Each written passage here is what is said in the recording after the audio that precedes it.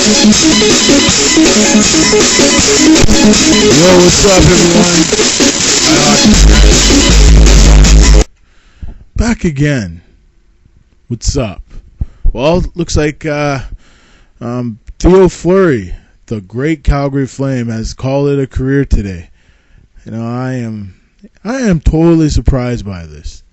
I'm surprised you'd call it a career. You know, Fleury is one of the greatest NHL players in, well, we'd say NHL history.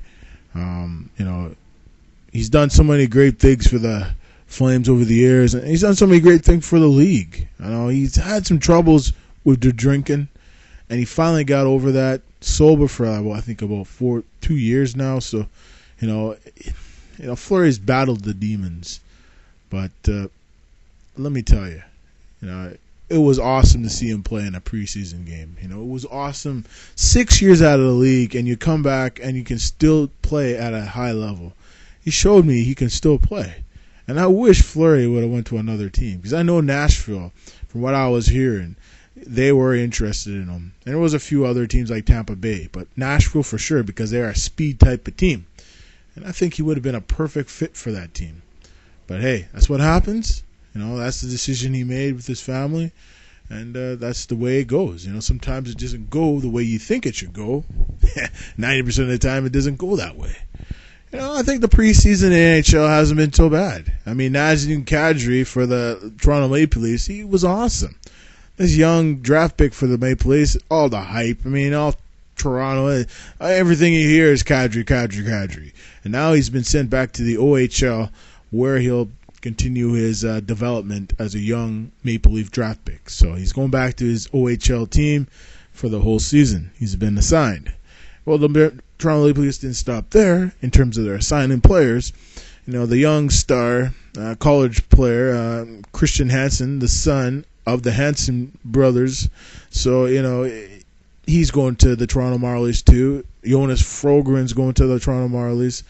I mean, you know, that's what happens. You know, sometimes it's going to happen like that. I don't think the Leafs are going to be that good, but their defense, I think, is the most feared defense in all of hockey. They're tough back there. You know, when you have the likes of Garnett Exelby, you have the likes of Mike Komisarek, and throw in a Francois Beauchemin, a great puck-moving defenseman that can shoot and is a little tough too.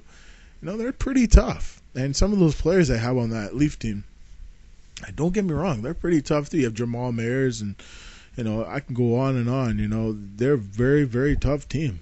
But I don't think the Leafs will be pushovers this year. I think they have a lot of pressure on them. They want to make the playoffs, and they've said that. All the players, Ron Wilson, Brian Burke, you know, everyone in the entire Leafs organization, they want to make the playoffs. And don't get me wrong, you know, anything's possible. If the Leafs make the playoffs, I'll laugh, because I don't think they're going to make it. But if they do make it, they'll be 8th seed.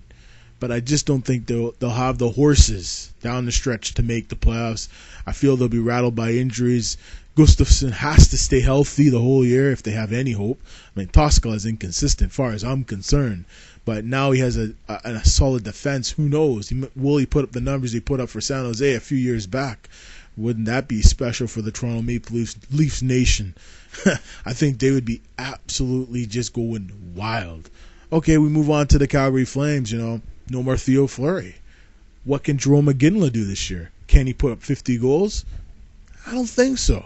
I don't know. We'll see what happens. He needs to stay healthy. He needs to get some chemistry with his new teammates, Ole Jokinen especially. And, you know, guys like Damon Lankow, you know, and you look at the young Boyd. I mean, he coming onto this team now is an established player. He had a good year last year, good young player. Curtis Glencross had a good year last year. Okay, don't get me wrong.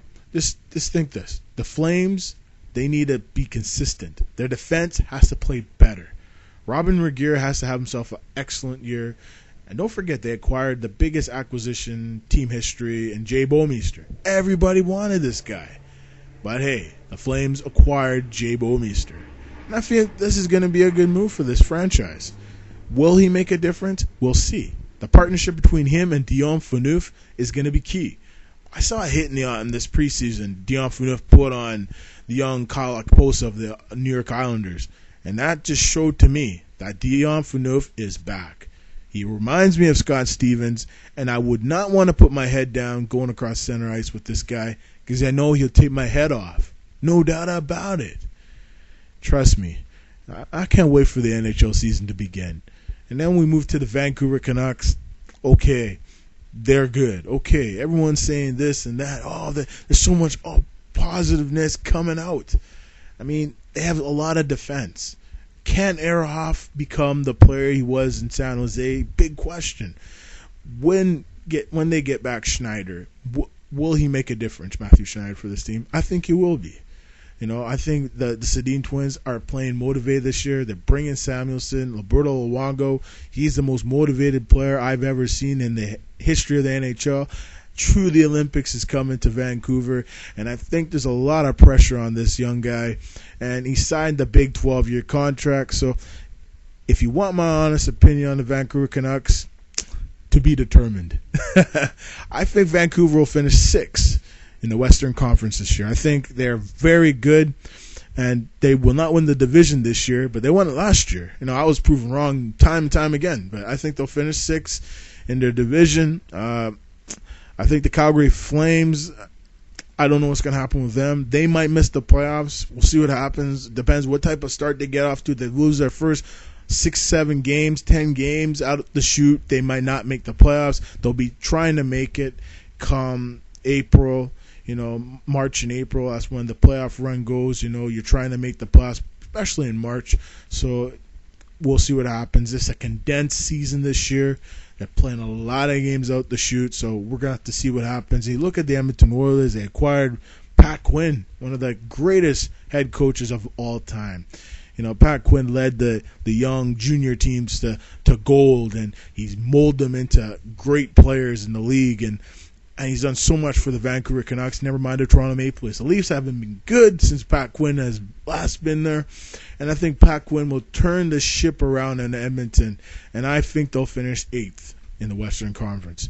Now we move to the Ottawa Senators. They did some amazing things this year, folks. They acquired Alexei Kovalev, they got rid of the cancer and Danny Heatley, and they acquired 2 great players, and Milan Mihalik and Jonathan Chichu. I think Jonathan Chichu is going to surprise some people this year. I wouldn't be surprised if he gets 45 goals this year playing with Jason Spezza. Spezza is probably the best setup man right behind Sidney Crosby in the entire league. This guy can pass to a teacup. There's no doubt. He can make passes you can only dream of. I watched Spezza in an interview, and he said he likes his trade. I think these players that they acquired are going to make a difference, especially Alexei Kovalev. I think Kovalev will be motivated this year. 40 goals is a possibility for Alexei. He's the most talented player in the entire league when he turns his game on. Now we go to his old team, the Montreal Canadiens, the Habs. The Habs are a much smaller team. They went and spent tons of money on Brian Giunta, bringing in Scott Gomez, and a big deal with Chris Higgins going the other way, and signing Mike Camilleri. Okay, different team. Now they got Jacques Martin as the head coach. Will he make a difference? We will see. I'm always mystified by these teams in Canada and the La Canadiens, La Provence. I don't think they'll make the playoffs. I project them finishing 10th in the Eastern Conference, but I could be wrong. If everything goes right, they'll finish 5th. But if everything goes wrong, they'll finish 10th or maybe dead last in the Eastern Conference. Well, folks, that's my Canadian look at the NHL teams in the NHL Preview 2009 season just coming up. This is Mark Spencer. So long, folks.